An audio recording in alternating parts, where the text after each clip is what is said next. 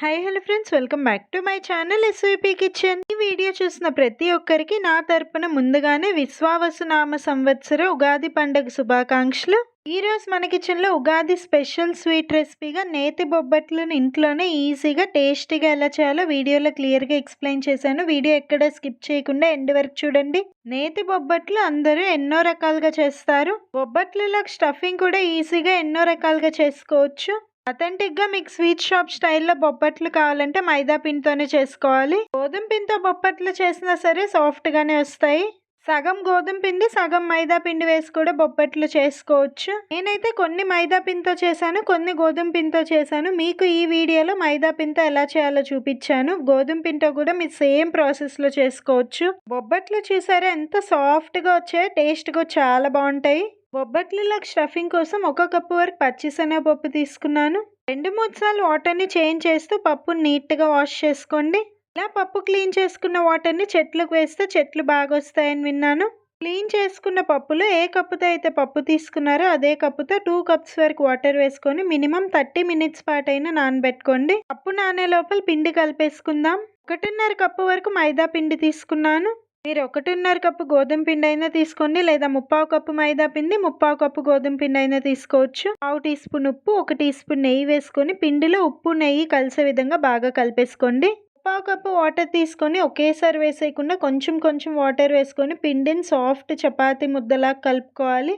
నేను తీసుకున్న 3/4 కప్పు వాటర్లో కూడా 2 టేబుల్ స్పూన్లు వాటర్ మిగిలిపోయాయి. పిండి మొత్తం వీడియో క్లిప్లో చూపిస్తున్న విధంగా సాఫ్ట్గా కలిపేసుకున్నాక మళ్ళీ పైనుండి 1/2 టీ స్పూన్ నెయ్యిని ఇలా స్ప్రెడ్ చేసుకొని పిండి తడి ఆరిపోకుండా మూత పెట్టుకొని కనీసం అరగంట పాటైనా నానబెట్టేసుకోండి.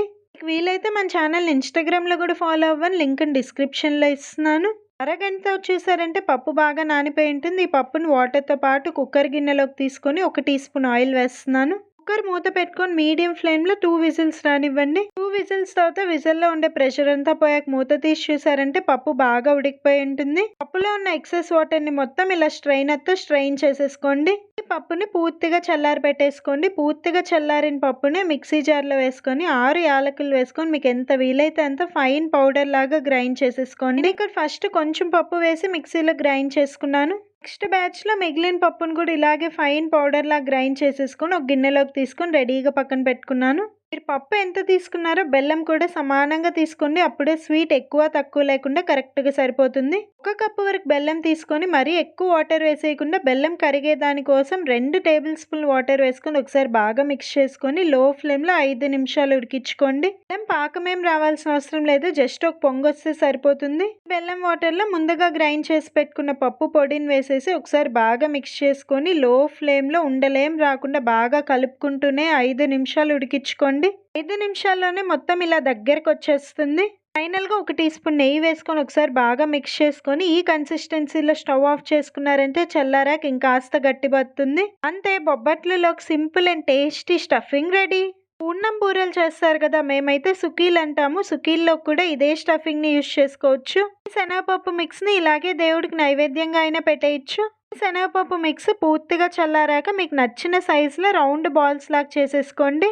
నేనైతే వీడియో క్లిప్లో చూపిస్తున్న విధంగా కొంచెం చిన్న సైజులోనే రౌండ్ బాల్స్లా చేసుకున్నాను. అందరు మన రెసిపీస్ చూస్తున్నారు కానీ సబ్స్క్రైబ్ చేయట్లేదు. నేను చూపించే ఏ ఒక్క రెసిపీ మీకు యూస్ఫుల్ అనిపించిన వీడియో ప్లీజ్ ఒక లైక్ చేసి మన ఛానల్ సబ్స్క్రైబ్ చేయండి. స్టఫింగ్ బాల్స్ని నేను రెడీగా పక్కన పెట్టేసుకున్నాను. చాలా మంది బొబ్బట్లు చేయాలంటేనే చాలా పెద్ద ప్రాసెస్, లోపల ఉన్న పూర్ణం బయటకు వచ్చేస్తుందేమో అని కొన్ని డౌట్స్ ఉంటాయి. ఇలాంటి డౌట్స్ ఏమీ లేకుండా నేను చూపించిన విధంగా ఒక్కసారి బొబ్బట్లు ట్రై చేయండి, మీకు కూడా పర్ఫెక్ట్గా టేస్టీగా వస్తాయి. ముందుగానే కలిపి పెట్టుకున్న మైదా పిండి కూడా బాగా నానిపోయి ఉంటుంది. వీడియో క్లిప్లో చూపిస్తున్న విధంగా మైదా పిండిని కూడా ఇలా రౌండ్ బాల్స్ లాగా చేసేసుకోండి.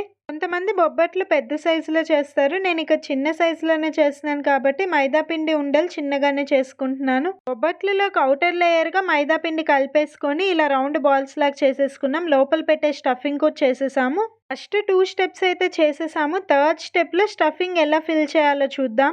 మైదా పిండి ఉండని తీసుకొని చేతికి నెయ్యి రాసుకుంటూ పల్చగా స్ప్రెడ్ చేసుకొని లోపల ఇలా స్టఫింగ్ పెట్టుకొని టైట్గా సీల్ చేసేసుకొని ఎక్సెస్ పిండి తీసేయాలి. అదేవిధంగా మీరు అన్ని పిండి ముద్దలకి స్టఫింగ్ని ఫిల్ చేసేసుకొని పిండి ముద్దలు ఆరిపోకుండా మూత పెట్టేసుకోండి. పిండి ముద్దకు నెయ్యి రాసుకుంటూ స్ప్రెడ్ చేశారంటే ఈజీగానే స్ప్రెడ్ అయిపోతుంది. పూర్ణం పెట్టాక పూర్ణం ఎక్కడ బయటికి రాకుండా వీడియో క్లిప్లో చూపిస్తున్న విధంగా సీల్ చేసుకోవాలి. టైట్గా సీల్ చేసినప్పుడు ఎక్సెస్ పిండిని ఖచ్చితంగా తీసేయాలి. లేదంటే పిండి ముద్దను ప్రెస్ చేసినప్పుడు మధ్యలో ఒక్కటే పూర్ణం ఉంటుంది, చుట్టూ ఓన్లీ మైదా పిండి మిగిలిపోతుంది.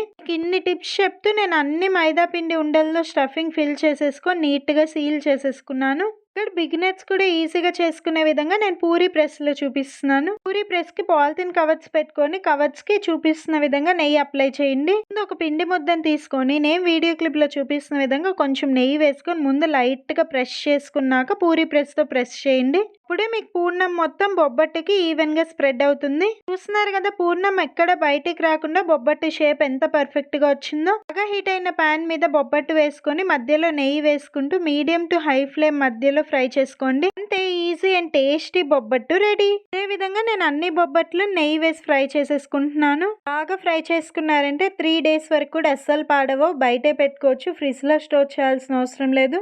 చూస్తున్నారు కదా కప్పు పచ్చిశనగపప్పుతో నేను ఎన్ని బొబ్బట్లు చేసేసాను.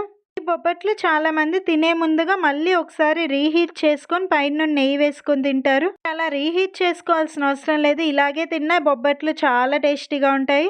నేను ఇక్కడ గోధుమ పిండితో చేసిన బొబ్బట్లు క్లిప్పింగ్ కూడా యాడ్ చేశాను. చూస్తున్నారు కదా గోధుమ పిండితో చేసినా సరే ఎంత సాఫ్ట్ గా వచ్చాయో.